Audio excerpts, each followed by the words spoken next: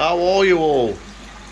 I'm in the koi house as normal, as you will always find me, mostly on these videos.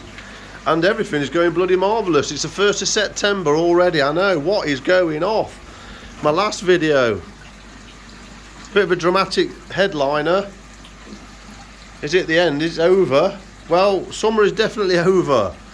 The air source heat pump though is not kicking in that much yet, because what I've been doing is closing this by day, well, most of the day, and by night. So I'm getting to that stage now where I'm being very, very careful with how much I am open to the elements.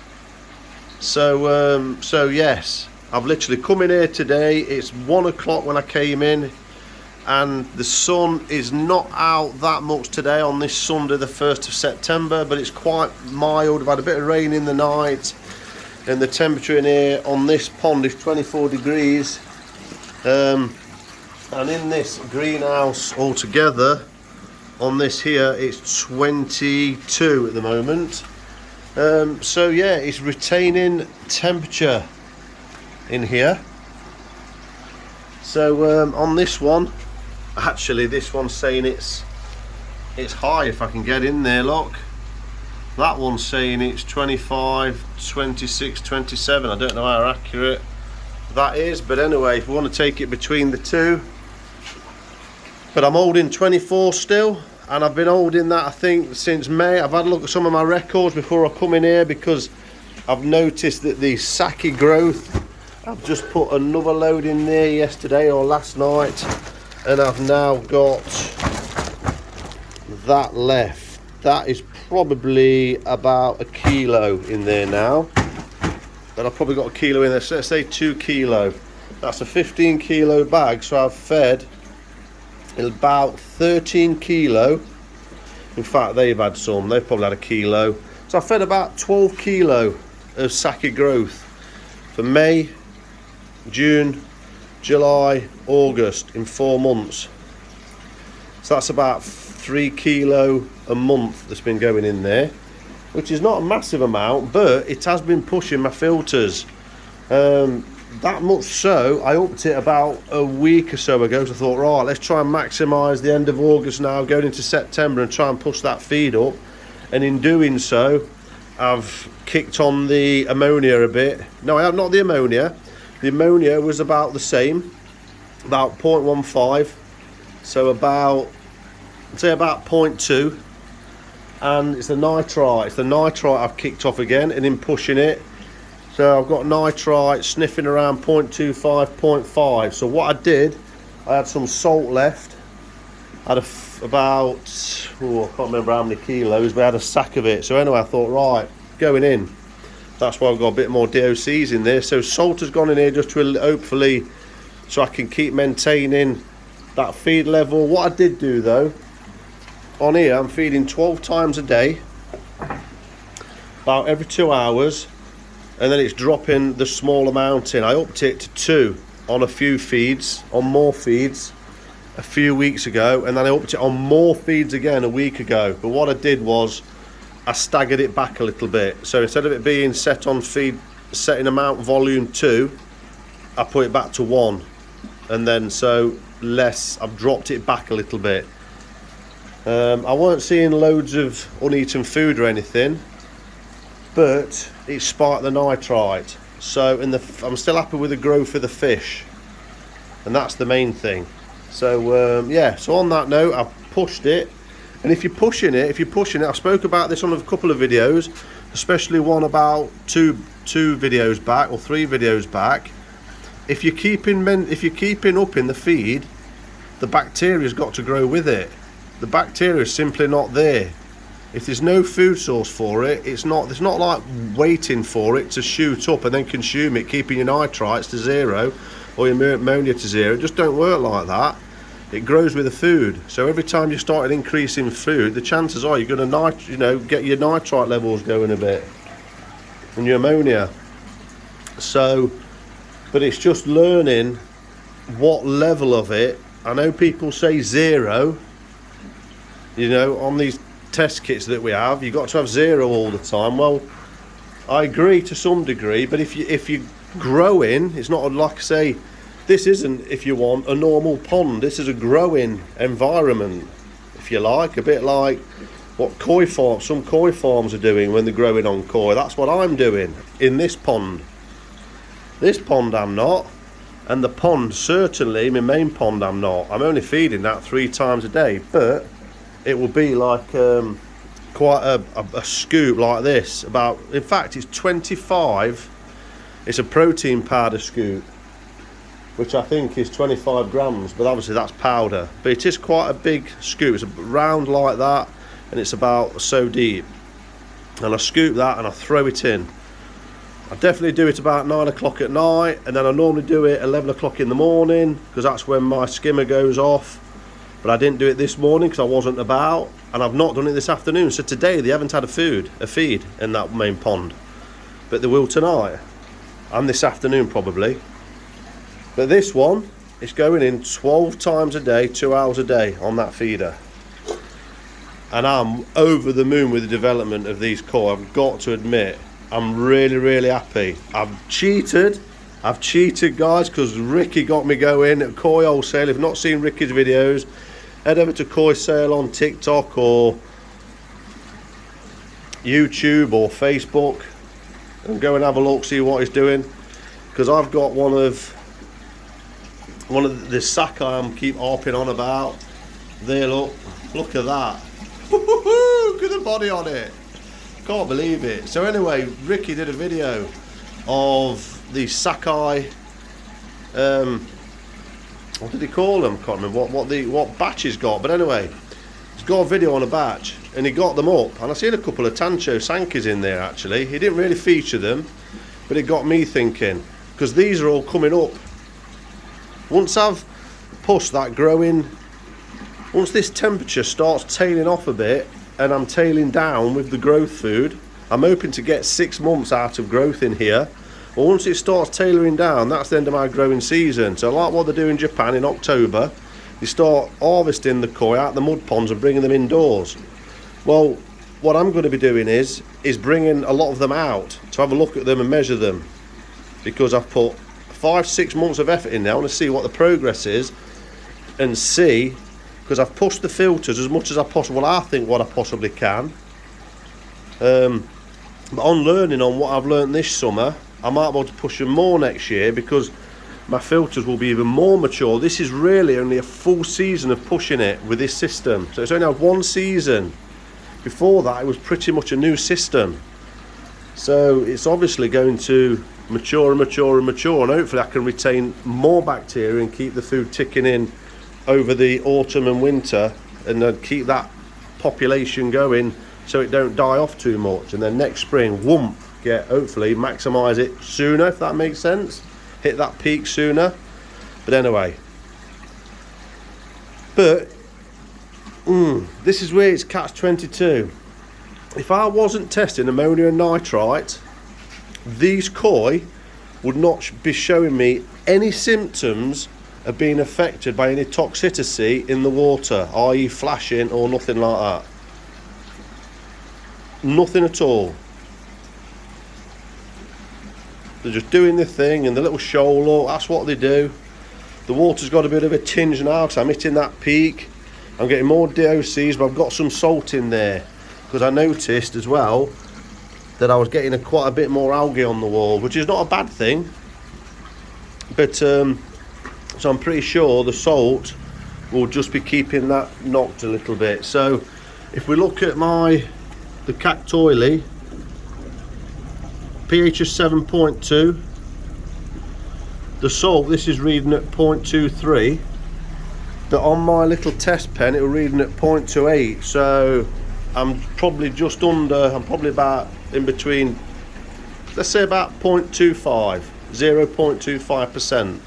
So hopefully that's enough just to keep the fish, if they are having any effects of any toxins or anything, i.e. ammonia and nitrite, especially nitrites, the salt should alleviate any symptoms or anything like that. If I've not seen any anyway, but I've just thought, right, let's get it in, because I'm at the peak of my feeding.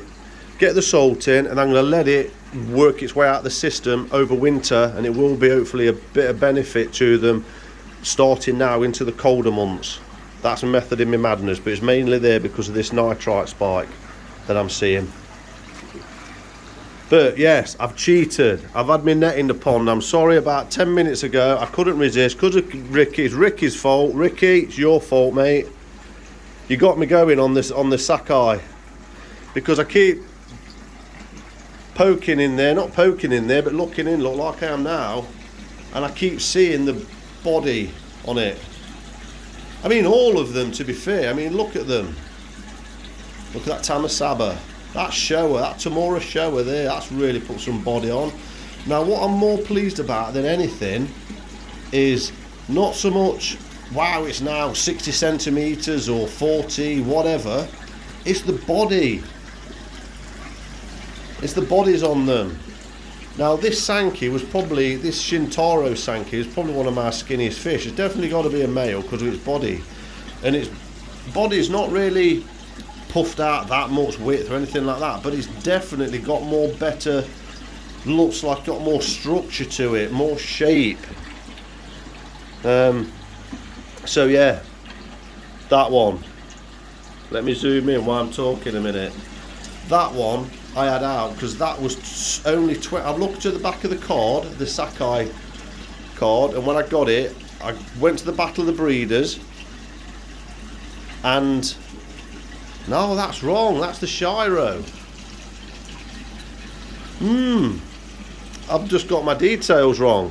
I'm getting it mixed up with the DK Shiro line, which was growing from then. So I can't remember now when I got this. I thought it was weird. On the back of the card, I've got a measurement of 23 centimetres on the 21st of June. So that must have been when I received that koi into my hands from JPN Koi. Yes, it is. And it was only 23 centimetres. Now, like I say, what I'm more pleased about, and it doesn't come up on this video, is look at that body, look at the body shape. And I've had that, like I say, I've cheated. I've had the net in, I've got it up. It was quite quick, but it didn't bang itself or anything. I'm quite careful getting it in the net. And I've literally stood here, just here, with it in the net, with it in my hands as well. And it really feels a fish now in the hands. The depth of its body, really good depth. At the back of its head, it's got that lovely shape going up. Lovely body line. So it wasn't one of the biggest ones in the batch. It's probably one of the smaller ones at 23 cm. But yeah, I'm just over the moon with what I'm been able to achieve. Now, obviously, its biggest battle with getting the food in that one, or is the other fish, because you can see it's not one of the biggest fish. It won't be one of the most ferocious fish to get the food and stuff like that attacking it. So the growing potential in this mixed pond with, say, you know, with that shower as well there, the Tamora shower, no, the Momotaro shower, that's grown and put some bod on it. Look at that, look at the head on that. Look at that, the body has really put on some size. And this Tancho, one we can see there now, the Tancho Goshki, that one has the coda that I've had for a few years. So I'm really happy with the development. The Kuro Goshki, that one has. They all have. They all have. Look. They've all done really well. The Jinrin Snow Asagi there, look, that I'm following around now. So yeah, it's amazing really in a pond. It's really difficult to see the progress on video. When you get them up, it's more evident. So anyway, yeah, I cheated, I got it up, and I got it in my hand, and I was like, woohoo! That was my reaction. I had it in my hand, woohoo! Oh my God! I was like that. Anyway, so the Tamasaba are doing great, And then I just want to mention, because it's caught my eye, the exclusively koi Shisui. I can't remember the breeder. Is it Matsunuko or something like that? I can't remember. Anyway, don't take my word for that.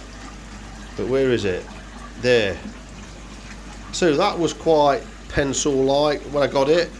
You know, a good body shape, but not got that width or anything like that. But I'm pleased to say, if I can, where is it? There. You can see it. It's got good length on it. And if it turns round in a moment, that Kajaka as well has progressed this year from Supreme Koi. Takahashi, I think it is, or something like that. There it is. There's the both together now, look. If I can get that on a forward facing shot, you'll see. I don't think I'll be able to.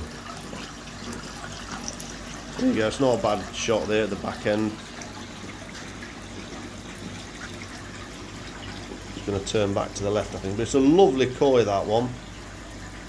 Yeah, the body shape is lovely. So that's got some body on it as well now. Look at that. Look at the width on that body on that. That really has. But what I'm pleased about, what I've noticed with the Saki growth, Saki Akari growth, is the body shape. On other foods in the past, I had a Koda Jingvin Chiba in here, and it was more, I don't know, I think it was a female, but it got more of a belly, and its shape of its body just wasn't like this. Now the reason I'm putting this down to the growth, they've been on it since May. I can see progression and a change, and the biggest change is in the body shape. It's like what I would say proper, you know, you see a quality fish, it's almost like giving them an edge of quality in the body shapes and evenness as well. You know, some will probably say, well, I get that on this food and that food as well. Well, maybe you do, but I'm going to show you something else as well, the difference. So that's my experience anyway. So next year I will definitely be on this Saki growth. So I'll get rid of this year.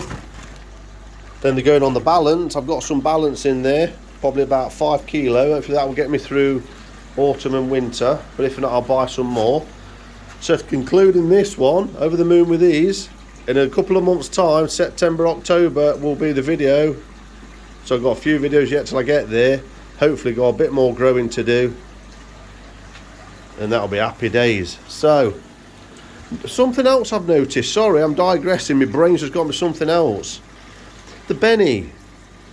I've not mixed any colour food or anything, but I've been really happy with the Benny this year on these, especially on the Kajaku. It was sort of getting more of an orangey colour, but it seems to have flipped back to a bit more of a reddier tinge. So yeah, I'm happy with that. So see how it goes. The only thing I've noticed is on this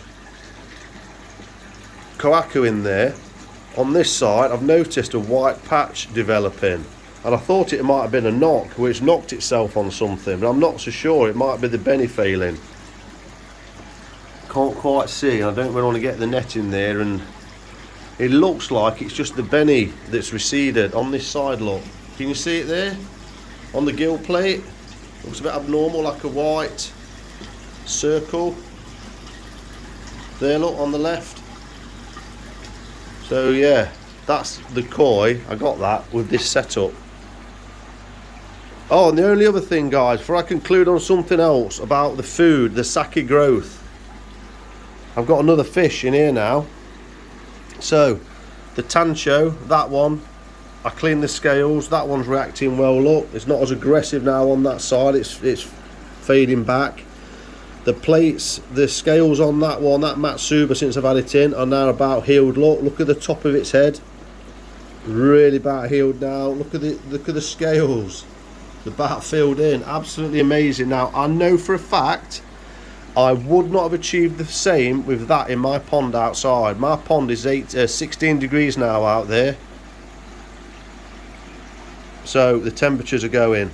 So I noticed there's this Sankey, the one that I got Costio on it late spring, and I treated the pond.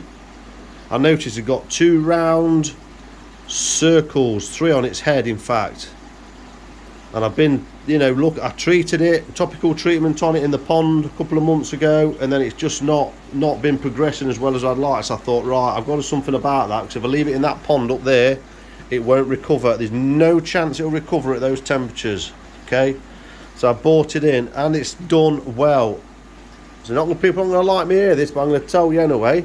I PP dipped it for 3 minutes, and while I was in the dip, I got my brush and I was cleaning on the top. It looks like 2 ulcers on its head that was appearing. So I've cleaned them off now, and now it's in here. And some of the salt that I'd left, I've got this back up to I think it was 0.58, so I'm just under 0.6. So PP dipped it and it's in here at just under 0.6.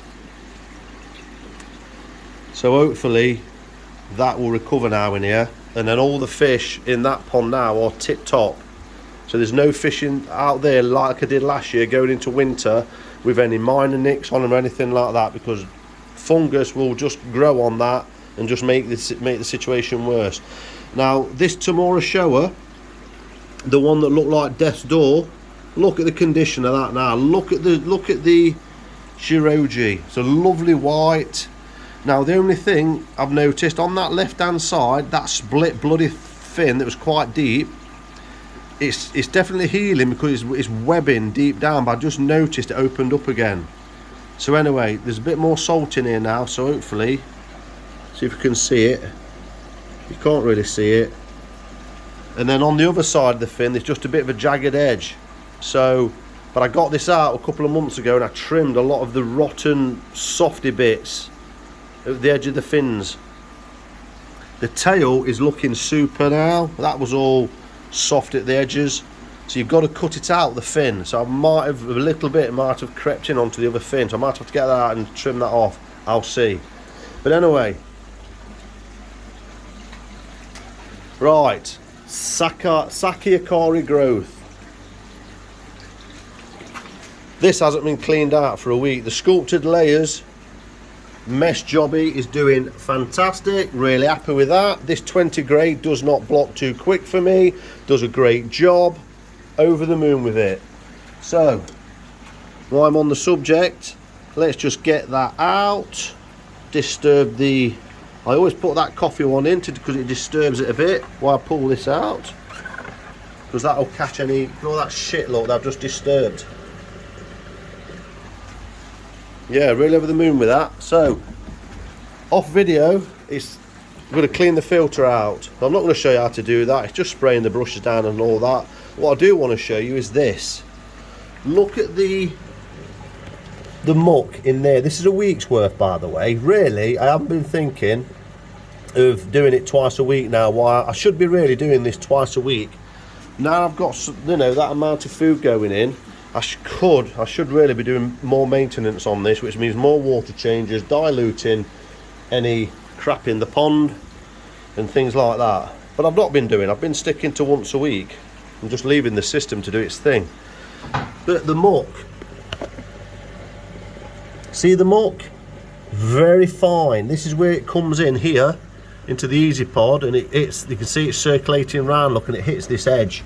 So if I can show you, not very well I'm afraid. There, look.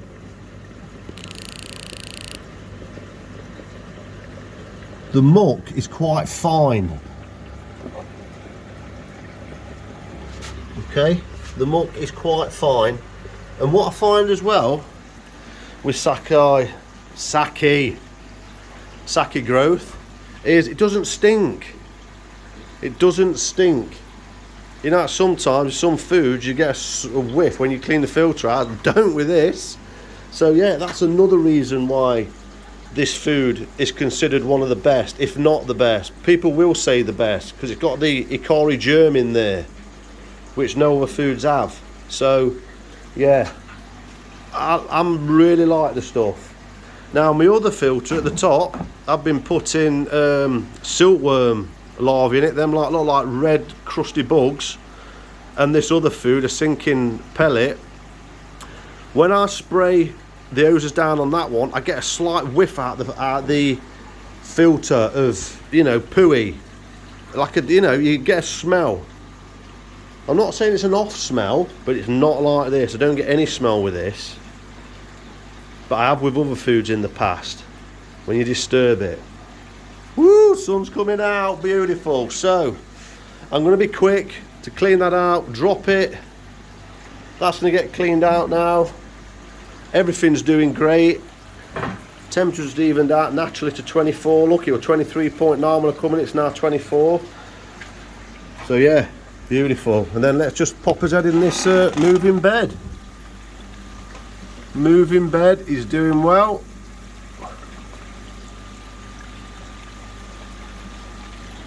And I've been putting in my own PSB that I've got brewing up there. So if you haven't seen that video, have a look. A couple of videos back, there's a video how to make your own PSB. So on that note, thanks for watching. Hope to see you on the next one. Please hit the like button. Please subscribe if you haven't already. Thanks for watching. Please drop a few comments in. How's your koi doing? What are you doing for the autumn and winter? You got anything planned? I've got something coming at the end of this month. I will be going to the Battle of the Breeders, specifically for the DK Shiro line, to collect my Shiro at Surrey. So that will be a nice addition, and that will be going into this pond behind me for the autumn and winter. Thanks for watching. See you on the next one.